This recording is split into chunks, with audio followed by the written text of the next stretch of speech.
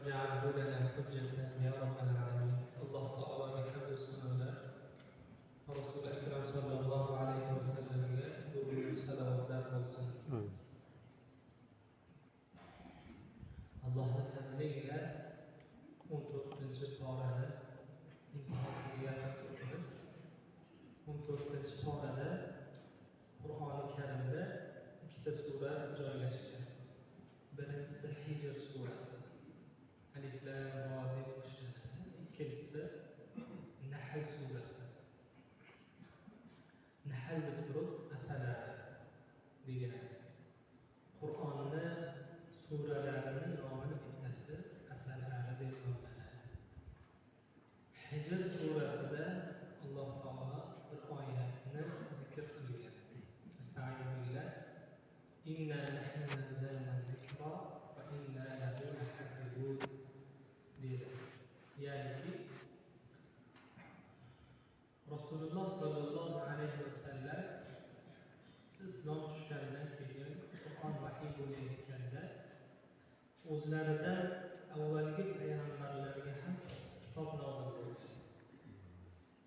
Ko'plarimiz bilamiz Tavrot, Injil, Zabur va so'nggisi bilamiz Qur'on.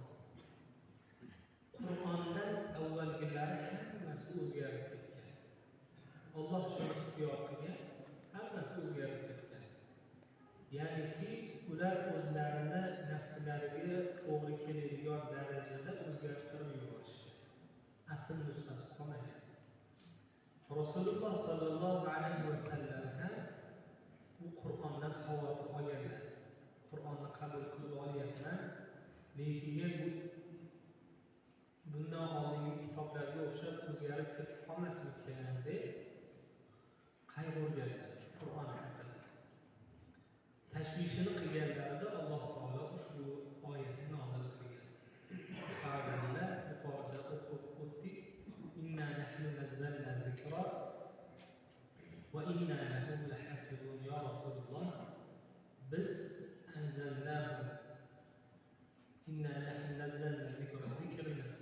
Ya'ni Qur'onni biz nozil qildik va buni muhofazasini ham o'zimiz qilib olamiz deb Alloh taolo Rasulullohga oyat tushirdi.